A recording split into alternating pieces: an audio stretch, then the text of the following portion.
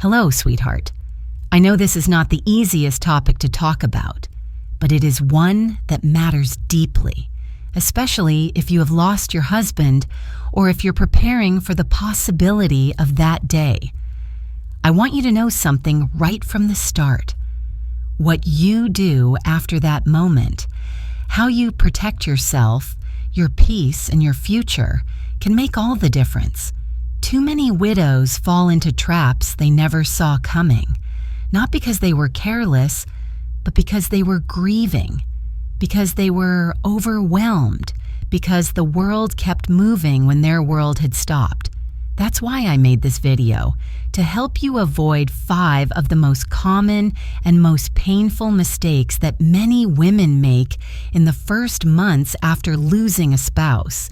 These are not just little oversights. They are decisions that can cost you your home, your security, your relationships, and even your sense of independence.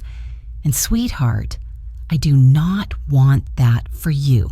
Stay with me all the way through, because the very first mistake we will talk about is the one that can quietly tear families apart, and most people never see it coming. I want you to feel prepared, empowered, and at peace, knowing that you are making the right choices for you. You are not alone in this. Let's walk through it together. Mistake number 1, not updating legal documents and beneficiaries. Sweetheart, I know the last thing you want to think about right now is paperwork. It feels cold. It feels distant, maybe even a little disrespectful, especially when your heart is still trying to catch up to what just happened. But here's the truth, and I say this with love. If you do not handle your legal documents right away, someone else will. And chances are, it will not go the way you intended. Let me explain what I mean. Many women, after losing their husband, leave things untouched. Old wills, outdated power of attorney forms, retirement accounts, or insurance policies that still list the wrong name. Sometimes even an ex-spouse. And they say, I'll get to it later. But later often turns into never. And when that happens, sweetheart, it can turn into a legal and emotional mess for the people you love most. I have seen families torn apart over this. Adult children stop speaking to each other for years because their mother never updated her paperwork. I have seen courts make decisions that never should have been theirs to make because the right documents were missing or the right names were not listed. I have even seen estranged relatives and people no one had spoken to in decades walk away with money that was never meant for them, all because someone did not take the time to update a form. You see, the law does not care about your intentions. It only cares about what is written down. So I am asking you, as someone who truly wants the best for you, please do not wait. Call an attorney you trust. Review your will. Go through every single account, your bank accounts, your retirement plans, your life insurance, and make sure the beneficiaries are correct. Make sure they reflect who you love now, not who you loved 30 years ago. And if you are not sure what needs to be updated, ask. There is no shame in asking for help. In fact, it is one of the strongest things you can do. Taking care of these details now may feel uncomfortable, but I promise you, it is one of the kindest, most loving gifts you can give to the people you leave behind. It gives them clarity, it gives them peace, and it gives you peace too, knowing everything is in order, just the way you would want it to be. So let's make that the first step. Handle the paperwork, do it with love, do it with courage, and know you are already doing something powerful for your future. Mistake number 2, trusting the wrong people with your money. Sweetheart, I want you to pause for a moment and take a deep breath. What I'm about to say might feel a little uncomfortable, but it comes from a place of care and protection. Because I've seen too many women get hurt by people they trusted at the worst possible time. When your husband passes, your world shifts overnight. The routines are gone, the quiet in the house feels heavier, and suddenly you find yourself at the center of decisions you never thought you'd have to make alone. And while you're still grieving, while you're still trying to make sense of your new reality, something else starts to happen. People begin to circle. Some of them are kind, some are familiar, and some, well, some are not. It might be a distant cousin who calls out of the blue, or a neighbor who suddenly starts checking in every other day. Maybe it's a so-called financial advisor, someone you never met when your husband was alive, now offering to help manage your affairs. They show up with smiles, with paperwork, with promises, and they all say the same thing. Don't worry, I'll take care of everything. Now let me be clear. Not everyone who offers to help is out to take advantage of you. There are good, honest people in the world. But when you are in a vulnerable place, even a kind face can lead you down the wrong road if you're not careful. You see, grief clouds judgment. When you are overwhelmed or exhausted, your natural instincts, the ones that usually protect you, they get a little quieter, and that's when the danger creeps in. I'll tell you a story.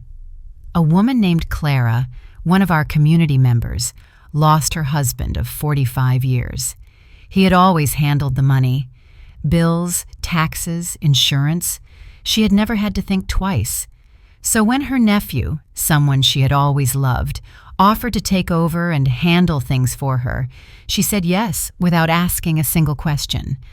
Within 6 months, her savings account was nearly empty. And the worst part? She didn't even realize it until it was too late. He hadn't meant to harm her at first, but he was in debt. He made a few decisions just to get by, and then a few more. And just like that, what she and her husband had built over a lifetime was gone. Now, I don't tell you this to scare you. I tell you because it happens more often than you think, and not just with relatives. I've heard of women who were persuaded to hand over their life savings to unlicensed advisors, to invest in shady businesses, or to give control of their bank accounts to someone who seemed trustworthy. And once that trust is broken, it's almost impossible to get that money back. So here's what I want you to remember. You don't have to say yes to anyone right away. If someone offers to help with your finances, thank them kindly. But ask for everything in writing. Ask what experience they have. Ask who they've helped before. Better yet, get a second opinion. Actually, get a third. You have every right to be cautious. You have every right to say, I need time. And let me tell you this. Anyone who truly cares about you, who genuinely wants to help, will welcome your questions. They won't pressure you. They won't rush you. They'll encourage you to take your time, to involve a lawyer, a trusted friend, or another advisor. They won't make you feel guilty or silly for double-checking. Your money, what you and your husband worked so hard for, is your lifeline now. It is not just numbers in a bank account. It's your security, your independence, your ability to stay in your home, to afford health care, to live on your terms. And that is worth guarding with everything you have. So please, sweetheart, do not hand over control of your finances, your decisions, your documents, or your trust to anyone unless you are absolutely sure. Not even to family, not even to friends. And if you're not sure where to start, find a certified financial planner, one who specializes in working with widows or retirees. Look them up, check their license, ask for references. The extra step may feel like a hassle now, but it can save you from a lifetime of regret. You are not helpless. You are not alone. You can make wise choices, even when you're hurting, especially when you're hurting. And most importantly, remember this. You don't owe anyone access to your money just because they were nice to you. Your kindness does not require you to be vulnerable. Your heart can be open while your wallet stays protected. I know you're strong. I know this is hard. But taking back control over your financial life is one of the most powerful steps you can take right now. You can do this. And I'm here with you every step of the way. Mistake number 3, co-signing loans or giving large gifts out of guilt. Let me ask you something, sweetheart. Have you ever found yourself thinking, I need to make it up to them? Or maybe, I don't want to seem selfish. It's something I hear often from widows, especially in those first months after their husband passes. There's a silence in the house, a shift in identity, and suddenly, the lines between generosity and guilt get blurry.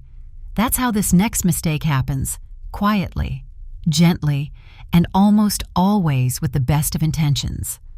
I'm talking about co-signing loans or giving large financial gifts to family out of guilt. You see, when we're grieving, our hearts get soft in certain ways. We start to look back. We wonder, did I do enough for the kids? Did we spend enough time with the grandkids? Will they still need me now that I'm on my own? And then, as if right on cue, someone shows up with a request. Maybe it's your son, struggling to get approved for a mortgage. Maybe it's your granddaughter, trying to start a business and just needs a little help. They say things like, "I promise it's a safe investment. You're just helping me get started." Or worse, "Grandma, I thought you trusted me." And there you are, still heartbroken, still trying to stay connected, feeling like the only way to say I love you is to say yes. But here's what no one tells you, my dear. The moment you co-sign, it becomes your responsibility. If they miss a payment, the bank doesn't call them. They call you. If the loan goes into default, it's your credit score, your savings, your peace of mind on the line. And the same goes for those generous gifts.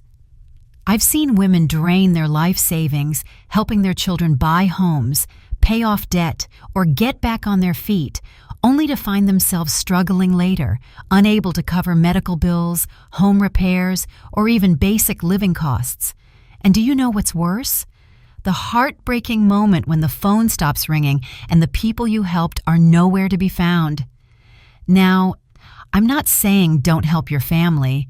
I know how much you love them. I know how hard it is to say no, especially when you're all they have left from their father or grandfather. But love, real love, doesn't mean giving away your safety. It doesn't mean sacrificing your future so someone else can take a shortcut. That's not love. That's pressure wearing a familiar face. I'll tell you a story. A woman named Darlene came to one of our support meetings a few years ago. She had co-signed a loan for her adult daughter, just a small business loan, she thought. Her daughter was kind, sincere, and optimistic. But when the business failed, the debt came crashing down on Darlene. Her credit was ruined. She lost access to financing for a much-needed roof repair. And worst of all, it damaged the relationship. There was shame, blame, silence. And Darlene told me with tears in her eyes, "I thought I was helping. I just wanted her to be okay." Sweetheart, your desire to help is beautiful, but your stability is sacred. You spent a lifetime building that nest egg with your husband. Every penny in that account carries the weight of hard work, long days, and shared dreams. You do not owe it to anyone, not even your children, to risk it all for them now. So what should you do when someone asks? Start with this. Take a breath. Thank them for trusting you. And then say, "I need some time to think this through." Do not let emotion make the decision. Talk to a financial advisor. Get a second opinion. Ask yourself, if my husband were standing beside me right now, what would he say? Because I bet he would say, "Take care of yourself first." And I think deep down, you already know that too. And remember, there are other ways to show love. You can be generous with your time, with your wisdom, with your presence. You can help them learn to budget, to plan, to grow. But you don't have to put your home, your savings, or your future on the line to prove your love.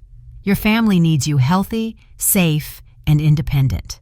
They need your smile, your stories, your laughter, not your signature on a risky loan. So the next time guilt whispers in your ear, trying to pull your heart toward a financial decision, I want you to pause.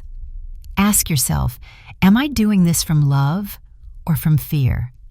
And if the answer is fear, fear of disappointing someone, of being alone, of feeling unneeded, then that's your sign to slow down.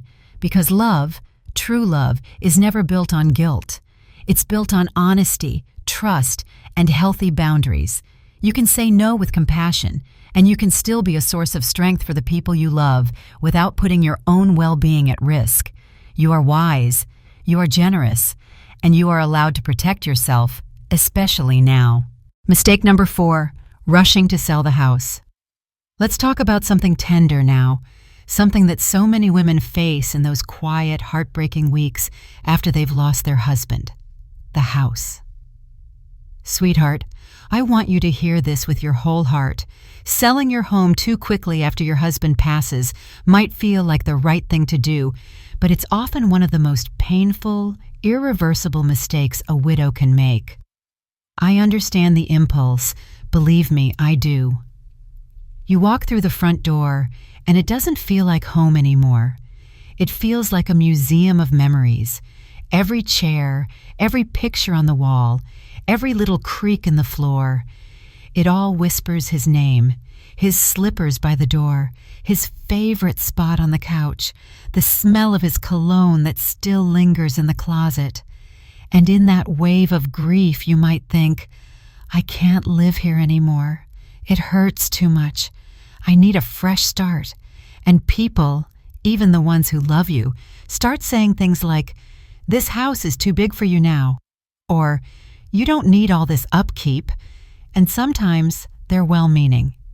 But what they don't realize is that their advice is based on logic, not love. What you need right now isn't logic, it's time. When grief is fresh, your heart is not ready to make decisions with long-term consequences.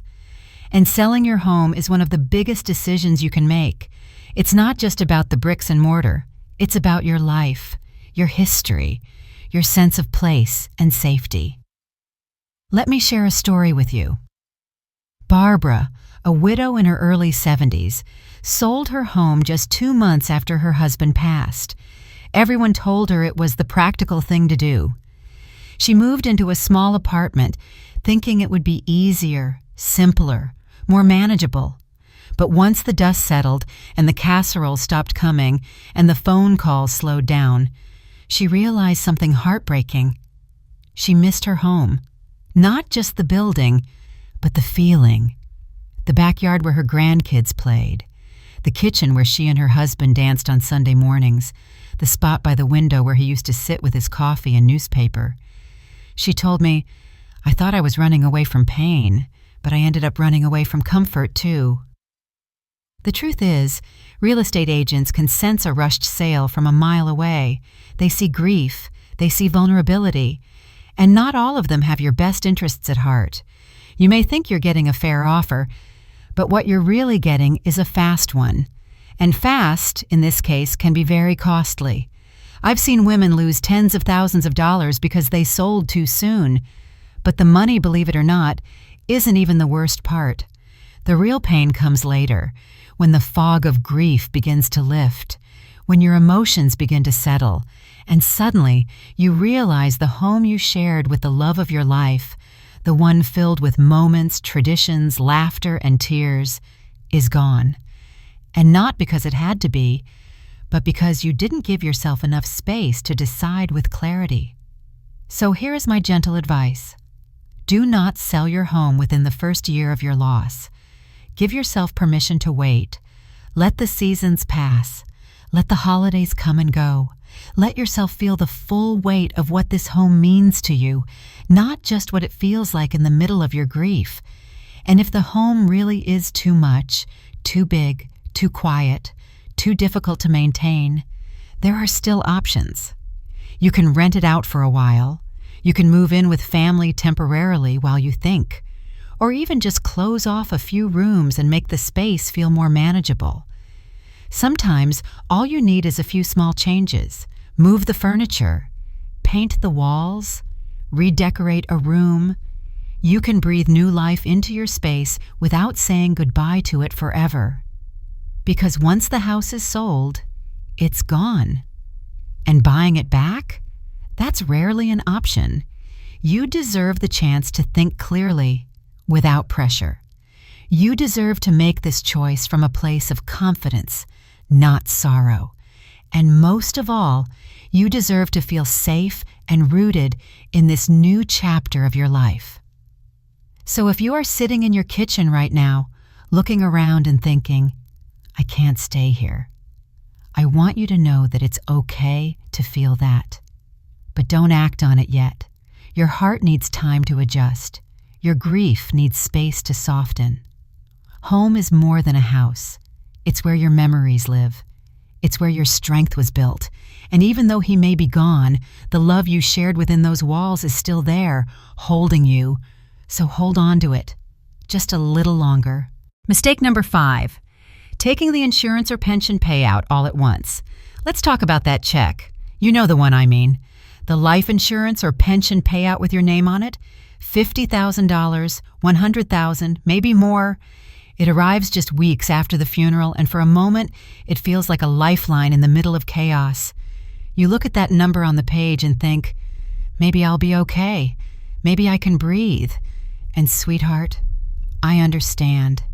After all the planning, the bills, the uncertainty, you see that check and it feels like safety, like control, like something solid you can hold on to when everything else has been pulled out from under you.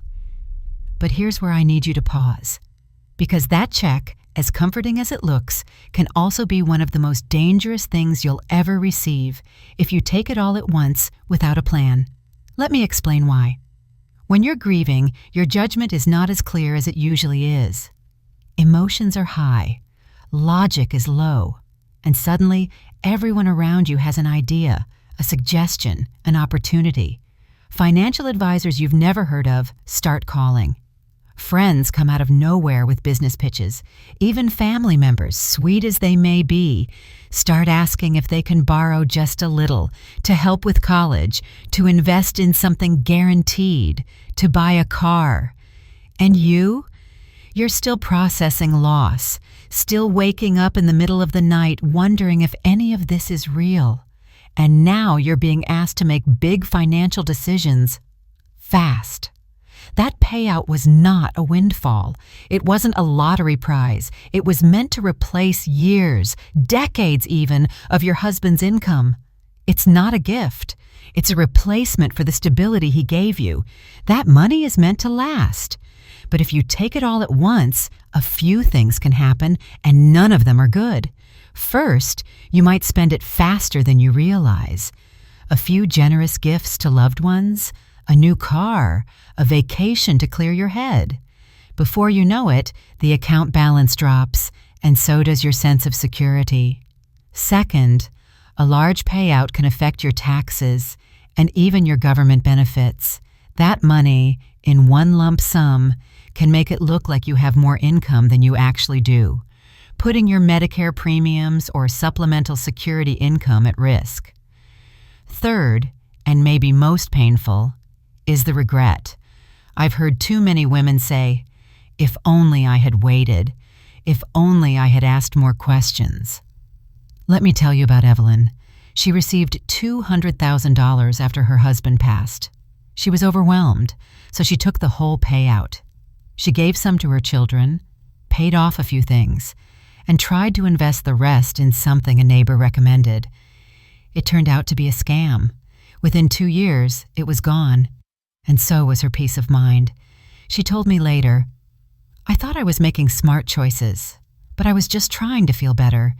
I didn't realize I was grieving with my checkbook. Sweetheart, you don't have to go through that. You can choose to take that payout in a different way, through monthly payments, annuities, or structured disbursements that give you steady, predictable income. It may not feel exciting, but it gives you something even better: security. Slow money is safe money. It gives you breathing room. It buys you time. It helps you think clearly, plan wisely, and make decisions based on reason, not reaction. And if someone is pushing you to take the lump sum or to invest it right away, ask yourself, do they benefit from this more than I do? Find a financial professional who specializes in working with widows or retirees, someone with no sales agenda, someone who listens, someone who helps you protect, not gamble what you've been given. You owe it to yourself to slow down, to think it through, to treat that money with the same care and love you gave your marriage, because that payout is his final way of providing for you, and you deserve to make the most of it, not just for today, but for every day still ahead. You are not greedy for holding on to it. You are not cold for saying "not right now" to others. You are wise, you are strong, and you are allowed to make decisions that put you first. So please, my dear, take your time. Let the money sit for a while if you need to. Talk to people you trust. Do your homework. And remember, this isn't about being lucky. It's about being careful, being steady, being safe. You have a future worth protecting. You have a life worth living. And this moment, this decision, could shape the rest of that journey. So let's get it right. Sweetheart, if you've stayed with me this far, I want to say something from the bottom of my heart. You are brave. I know this wasn't easy to listen to. These are not simple topics. We've talked about loss, about money, about regret, about decisions no one wants to make, but that we have to when the time comes. But here's the truth, and I hope you let it sink in. Protecting yourself after your husband passes is not cold. It's not selfish. It's one of the most courageous, loving things you will ever do for yourself and for the people who love you. You've spent a lifetime giving to others, being a wife, a mother, a friend, a caregiver. You've poured so much of your strength, your time, your heart into building a life with someone. And now that chapter has changed. But sweetheart, your story is not over. You still have wisdom to share. You still have mornings to wake up to. You still have peace to claim. But to reach that next chapter with confidence, you have to protect what you and your husband built together. That means saying no to pressure.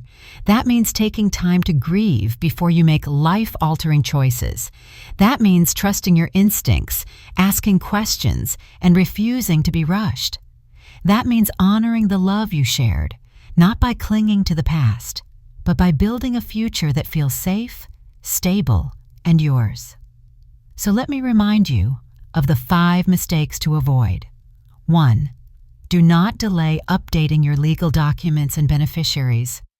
2. Do not trust the wrong people with your money. 3. Do not co-sign loans or give large gifts out of guilt. 4. Do not rush to sell the house just to escape the memories. And 5. Do not take the insurance or pension payout all at once without a clear, solid plan. Each one of these choices carries weight. But I believe in your ability to make them with wisdom, with grace, with strength. And remember, you don't have to walk this road alone. If this video helped you, if it gave you a moment of clarity or comfort, please don't keep it to yourself. Share it with a friend, a sister, or another widow who might be silently struggling with these very same questions. And if you'd like to stay connected, I'd be honored to have you subscribe to the Elders Insight. Every week, I share real-life advice just like this, tailored for women like you, wise, strong, and navigating this season of life with courage. You can find the link down below. But most of all, sweetheart, I want you to promise me this. Take care of yourself. You've taken care of others for so long. Now it's your turn. You are stronger than you know, and I'm so proud of you.